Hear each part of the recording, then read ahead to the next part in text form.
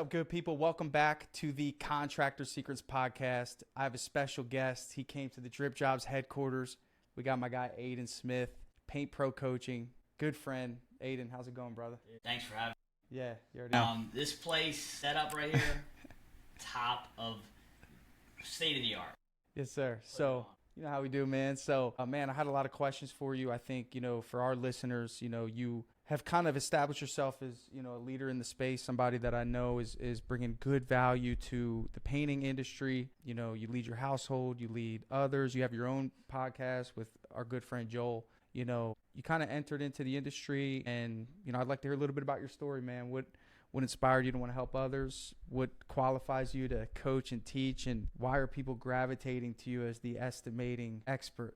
Tell us a little bit about that background of yours, man. Yeah, honestly, I didn't know all this was going to happen as far as the way it did with the coaching and all. I just had problems of my own when I had my painting business back in Philly, and I just went through a point where I was like, I can't do it all myself, right? Like when you're on the tools doing the business, it gets to you. Because you're trying to grow, and me being the entrepreneur I am, I take the next step and blow this thing up. What does that look like? And then I had to look myself in the eye, look my family in the eye, and say, it's not me on the tools, right? So now we're helping people do the same. That's where it stems from. Yeah. There was a specific point, and I've talked about this before, but I got home from a job, bunch of touch-ups. You know how it goes, man. Some of these jobs, it's like they can get out of hand fast, and I just broke down one night. 10 o'clock at night, I'm in my garage cleaning tools, and I'm just like, this ain't it, you know? So I got to change it, and that was what happened, and it just spiraled from there, man, and people started to jump on board, see what we were doing, and we just keep evolving. Yeah, man, I've been there. Being in it, to be honest, like, there's levels of value, right? So in Paint Biz Blitz, this was my talk about understand the different levels of value. Level 1, implementation, right? That's using your hands, man, and I think that level of value when you're contributing to your customers is the hardest because like you physically have to be everywhere in order to create motion in your business. You know what I mean? So I feel like, everyone's gotten to that point where you're just sanding that cabinet door and that phone is in your pocket and you don't want to open it because you have a laundry list of things to do. Running a business isn't for everyone. It's overwhelming. And then, the thought of like, man, I quit my job for this and I don't know where to go. I don't know where to I don't know what to do next. So for me, man, I just look at coaches as a blessing to the industry. I think there's 3 things every painting business owner needs, man. It's a marketing agency, it's a coach, and a software, CRM. What impact have you made, man, so far in the industry, man? I know we have some testimonials and some reviews, but what can someone expect, going through a program and having a coach? Is it, accountability's tough to even admit you need. So, touch on some of those things. So I guess it starts with fundamentals, right? I also have a corporate background as well. So whenever you're giving kind of foundational business advice to somebody that is a blue collar guy, they may have never seen anything like that or heard of the concepts, right? So simple things, calendar, CRM, how to optimize it, how to use that, the right way. Delegating tasks to a team member, not having your hands all over. So that's how it started. And now we've gotten to a point where it's been plug and play. Hey, if you are not doing these things or implementing these specific frameworks or strategies, you're gonna die. You're gonna stunt your growth, and building a team is extremely important. So when people work with me, they can expect to get their time back. Number 1, that's like first and foremost, because that allows the rest to happen. And then number 2, really good systems, right? Like everything's an SOP. When you enter into your business, right? Like with subcontractors or painters, what do they go through, right? So having stuff like that for every facet of your business, extremely important to us, and we put it on paper so people can go execute. Yeah. I think, working on the business is what you're kind of helping them focus on, right? Yeah. Like, working on the business, right? What does that really mean? Somebody said to me, they go, if I'm not painting and I'm not estimating, what am I doing, right? And that's the big question mark, because it's a totally different role. A lot of the people who are in the position where they're struggling, their hands are what puts food on the table. So to give someone else the reins, right? Like delegating is so important. From a corporate background, I understand that, like, if you don't delegate, you're dead. That's how it works. So how do you help someone transition from I'm the best painter to I'm going to find someone to paint for me? I'm the best estimator to I'm going to find someone else to sell for me. Maybe even I'm the best at some point GM. I'm going to find someone else to GM for me. Like, what How does someone have to go through that process in order to? It's mindset, right? Seeing other people do it, right? Because you could be envious or look at other guys that are growing at a rate that you aren't experiencing and look at that as motivation, or you could look at them like, F that guy, right? Right. And a lot of guys choose to, unfortunately, be stubborn and not apply the concepts that these other guys are running with, right? So when they come to me, they're already at that point, right? Where they're like, hey, I'm pretty much ready to make changes, so it's a little bit easier. But convincing them they need me is, again, like you said, right? It's one of those things that they have to kind of get over themselves. But yeah, I mean, not many guys have the mindset to be able to make this jump and grow their painting business or grow any business. And it starts with them, right? So you got guys like Joel Mercado, right? Guys out there that are going to help them with their mindset and fix the problems that will allow them to inspire their team. And also, like when people work with me, it's like a reinvigorating step in their business, right? Because their team looks at them and says, this guy's taking the steps to improve. Now everybody that might have been checked out, painters, people working with them, are back on board. Big. Sure. Yeah. I mean, you look at it like this. I mean, I think, you have like 1,000 painting businesses, right? And then you have like, let's break them up into tiers. You have, 10% have gotten beyond a certain threshold. Let's say 10% are in the 4th level of value. They're in the ideation period of value. They're creating, they're implementing new strategies. They're in the command center of their business, so that's like 10%. And then you have the large bulk is that 50. These are the managers, right? These are the guys that are in the day to day. These are the guys that are, answering questions throughout the day. They're, they're in the grit, but they're not painting and they're not estimating. They're just involved in the operations, right? And then you have the other, let's say maybe 25% that are in that estimate role, in that project manager role. They can't quite manage everything, but they're in that, and then you have the other remainder in that hands-on. Okay, so what I'm trying to get at with this is that there's someone else that has solved the problems that you're trying to solve every day, right? Like I think that's the big thing here. I use the analogy of like, don't reinvent the airplane. It's already been done, right? So what coaching, in my opinion, does is it takes someone from where they are to where they should be, not could be. It should be. Like a coach can see like, hey, I've already worked with someone that was in your same position. They did X, Y, Z and got to this position. So to me, it's like baffling that someone who's really struggling won't take that offer to be coached. Sometimes I explain it like this. When you go to a mechanic, they're going to diagnose what's wrong with your car before they fix it. Right. And then help you with it, right? Yeah, That's kind of my approach, right?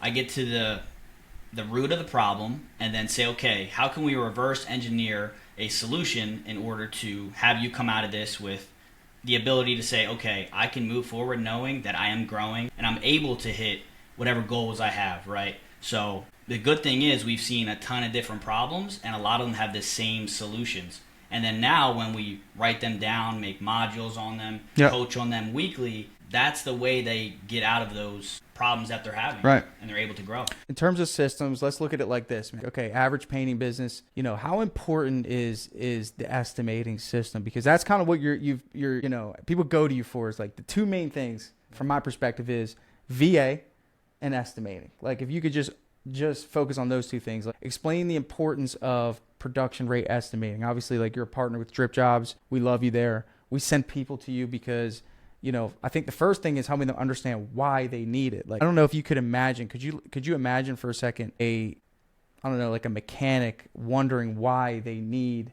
production rates? Why is it so difficult in painting? Yeah, so I look at it as sales is sexy and estimating allows you to have a great sales process, right? Because if I go to you and I say, hey, Tanner, I'm looking to paint your house, whatever the case may be, but my number is so astronomical or I'm not confident in it, how can I negotiate with you? Or how can I look you in the eye and be confident that that price is going to work? Right. So if I can have that checked, right, now there's things that are already set in place that I'm confident in that you can now rely on as, okay, this number makes sense because of X, Y, and Z. That's why we have to be there. So it allows me to sell way more confidently and work on other things like building a relationship with you, right? Selling myself in other ways because I already have that box checked. So if you're winging your prices or don't have a system to be able to look at any size job and come up with a confident price that works for your company, you're really selling on a house of sand. Yeah.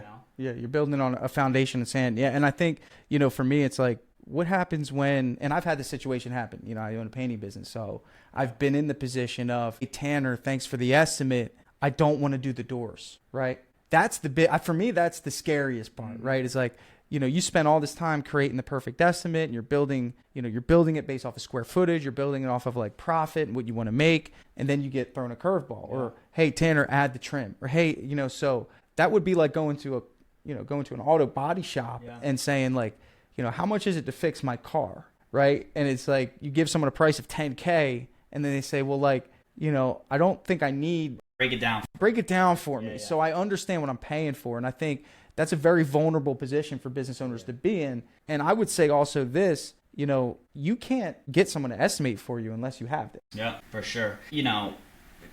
Projects come in all shapes and sizes, right? A homeowner's going to want different things. And there's new construction, commercial, residential, right? So if you don't have a baseline of where you're getting your prices from, it's going to be really hard to get into other sectors of the business, talk to a customer about adding certain things. And now you want to set up your crew for success as well, because your pricing may be different than in other businesses because you have higher labor costs, right? If you're in California versus Florida, you're probably going to be charging a little bit more, right? Because there's lower labor costs in Florida. So I get to go into a business and look at the raw numbers and the data and what they have already going on and maybe say, hey, no wonder you're not landing any of these jobs. You're paying a painter $40 an hour as a helper or whatever. Right, absolutely. That's normal.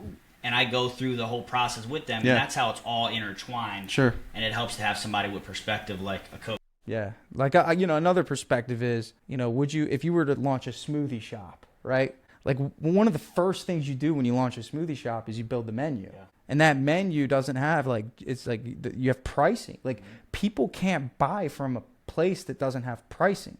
And I think, like, the illusion is that you've created pricing, but it doesn't scale. It's not proportional. It's not based off of anything. So I think that's like the first element of a struggling business owner is those production rates, having set pricing for what it is that you do. And I think another thing is like, what if our distributor like Sherwin-Williams, what if they raise their price? Can you turn your gauge up a little bit whenever that happens? Or when you give someone a raise, like, do your prices change? So, these are things, man, that I think obviously it's self-explanatory. What does it look like, though, when someone comes to you and they've been pricing things a certain way for so long and you implement production rates? Is it like an immediate, like yes, or is it like, this is a tough adjustment? Yeah. It's uncomfortable, right? So I put together a whole, video module setup. Because it's not like they don't sell work with the old way. That's the problem.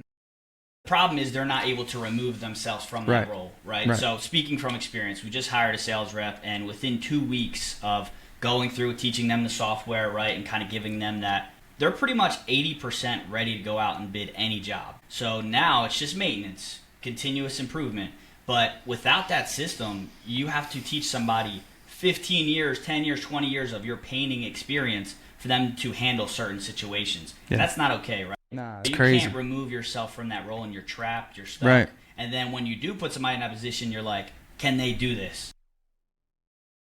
Yeah. Well, I think estimating is harder to remove yourself from the painting because the painting is pretty cut and dry, no pun intended. I mean, paint that, right? Like, pricing is, well, based off of this substrate, it could be this. Like, I think that house painting is honestly one of the hardest, I think it is the hardest, like, home service project to price. I agree, for sure. Every house is different. Every house is different. Like, this room we're in has 7-inch baseboards. Like, that's different than a 5-inch baseboard. And it's like, that just in this room, there's 7-inch baseboards. The rest of the house are 5, right? So, this element is critical, and I think, we've hit it, but it's just important. Yeah, and thinking about the other side of it, right, with the delegation and getting your time back, one of the big things you mentioned was the virtual assistants. And the big reason we decided to kind of go into that realm was, one, I was already doing it, but two, it helped me in a time where I didn't have the biggest budget to bring on a full admin or have an office for that person, right? Those are big investments. And for me, it was much easier to pay somebody a little less but still get awesome performance from that person, right? That I could integrate seamlessly in the business. A lot of times have background experience already doing something similar if you know how to recruit. So it was a weight off my shoulders where I could use that person to then transition into growing and not have to worry about having the biggest budget to do so. So you just placed an admin for Alex. Yeah. Our guy, Alex, Cabinet Coating Kings. If you're listening, what's up, bro? What was that like? And if anybody is stubborn when it comes to change, it is my good friend Alex. Tell me about that. How'd that go? Yeah, so Alex, he's very much a perfectionist in the fact that it's his business and he wants somebody to bring that same energy that he has, right? And he kind of coined the whole energy thing for me, right? So I look at him and he's just that guy. Yeah. And to have somebody that I'm going to recommend, they better be good. Yeah. Like, he's looking at me like, are you sure this is the guy? Yeah. And I'm like, this is a weird circumstance. I wouldn't be bringing it to you if it wasn't. But I'm going to help you with the process. We're going to give you our So what the VA does? Oh, that's awesome. That's the energy you need. And that's on it. So let me backtrack, because in the beginning I said that every painting business needs 3 things, right? Yeah. I said CRM, drip jobs, marketing agency, and then you need a coach. And I think that 4 things got to be a VA in today's world. I mean, like, super low overhead. What is the process like for a VA, man? Somebody who wants a VA. What do they do? Language barrier is obviously a big deal.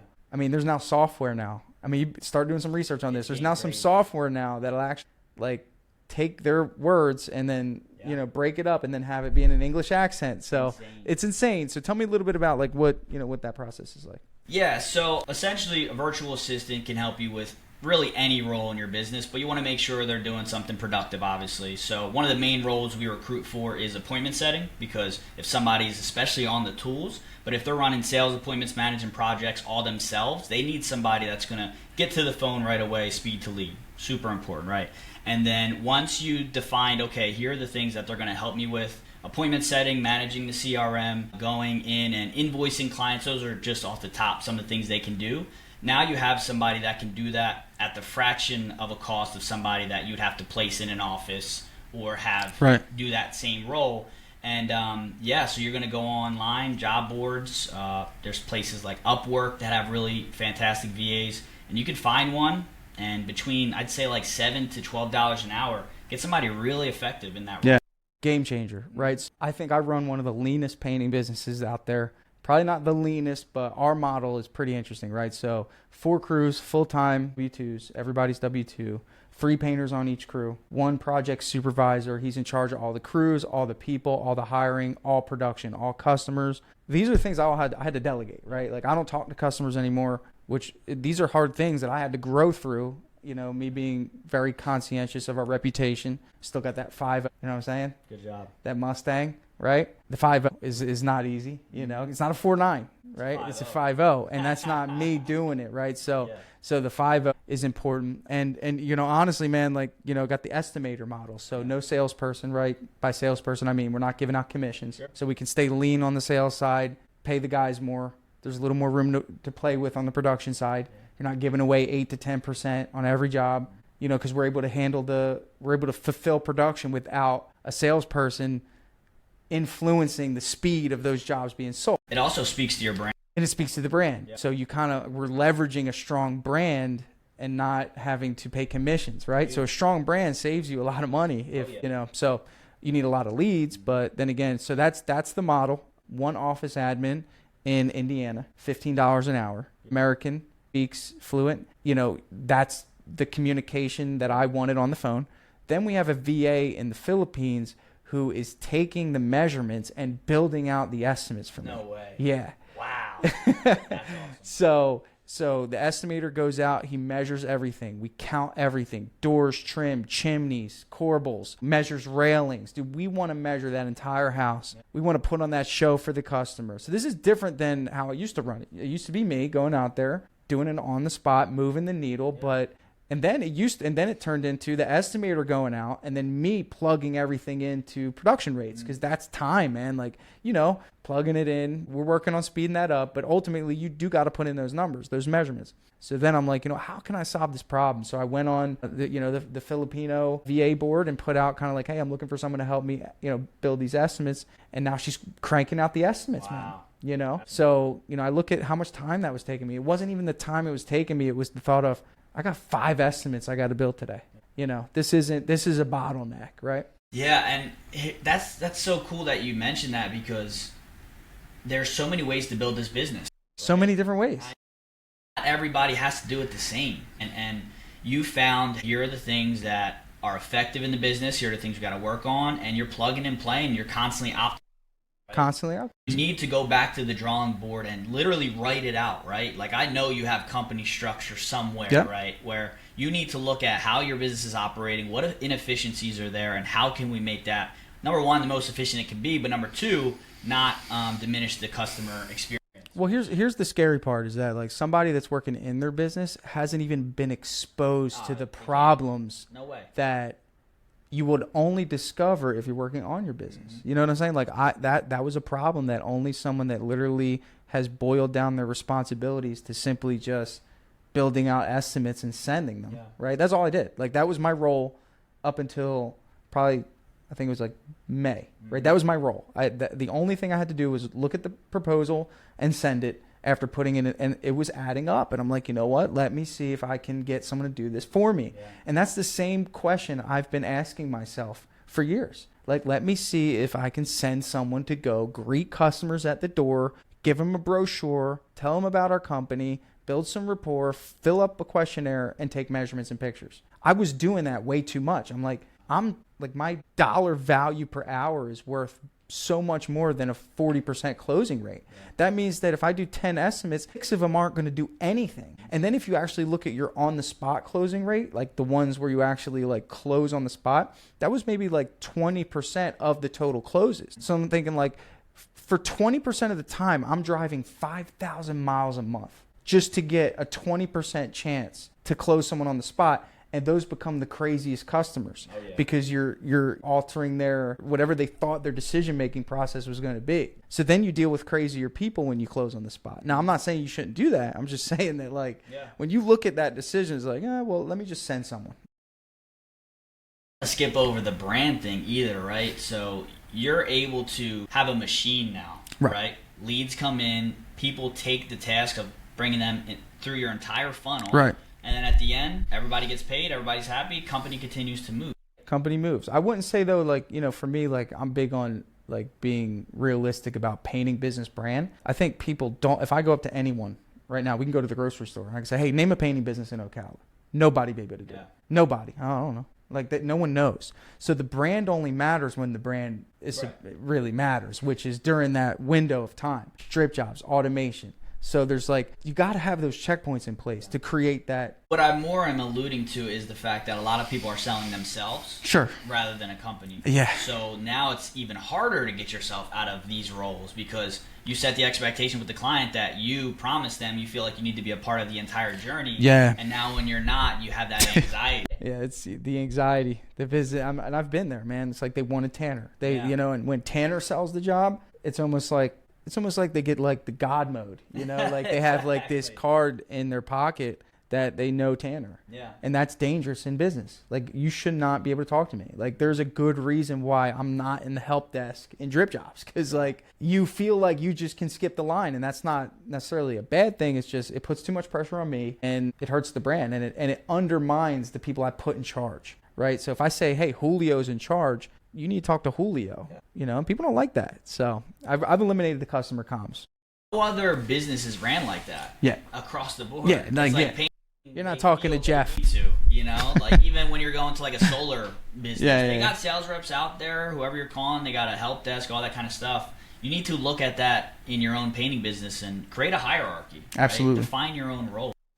So this is a core element though. I mean, like creating the hierarchy comes from, you know, and this is something I'm proud of. Every one of my managers, my crew managers, they're on salary. They all started as painters. They were all a part of a crew and worked their way up. Everyone worked their way up. And now you have like this stronghold of people. Like the production is the key. You know this. If you own the production and you trust the production, selling's the easy part, right? You can fulfill promises when you sell and you could sell with confidence and you could sell with poise and you're not stressed out. Like, so for me, like that was a big focus is like when you're hiring, you got to hire those leaders, man. But yeah, man, we can go for days, but brother, thank you, man. I wanted to get you in front of this awesome audience I have. Guys, hit up Aiden. How can they find you, brother? Paint Pro Coaching on Instagram, and I believe it's Paint Pro Aiden on Facebook. Cool. Paint Pro Aiden, he's been a part of our online events. He's a Drip Jobs affiliate, which means he works hand in hand with our customers in Drip Jobs, our painting business customers. He's got a course in the Drip Jobs Academy. So I couldn't recommend you more, man. Right? Thank you, bro. Appreciate you.